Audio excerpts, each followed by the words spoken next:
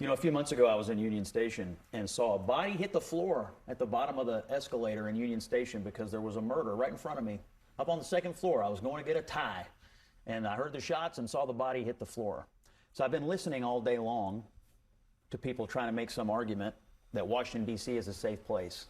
It's not a safe place. And we can argue about statistics and numbers. There's a police commander right now on suspension because there's some allegation that the statistics have been altered. But we can argue about that all day long. Nobody in their right mind who lives there or visits there on a regular basis would tell you that Washington, D.C. is safe, and everybody who goes there knows it, and everybody who goes there knows it. So is there really going to be a resistance to have any kind of people on the street just looking out? That the kid that worked at the White House, when he got jumped by the 10 kids in the street gang, it was only because 2 cops saw it that he was able to escape.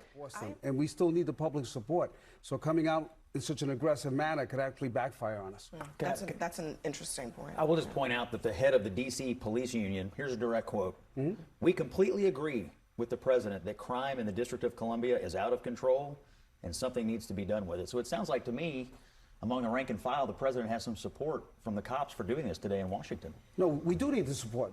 I think what happens to D.C. police on a rolling basis, I think what happens to cops on the most violent cities in America on a rolling basis is a disgrace as well. I think what the president is responding to today is, what can I do today? D.C. is the only city I really have control of, so I'm going to try to give them some support. He's getting a note of confidence from the D.C. Police Union. I suspect if they did things in other cities, other police unions in those cities would also offer some support. And so what I would simply say is that all you can do is hit the next shot. And the next shot right now, I think for a lot of Americans, is what can be done today to reduce violent crime and to make me feel safer in my neighborhood. I think he's going to get a lot of political support for the idea that the federal government's getting a little more muscular when it comes to cracking down on violent criminals. If he controls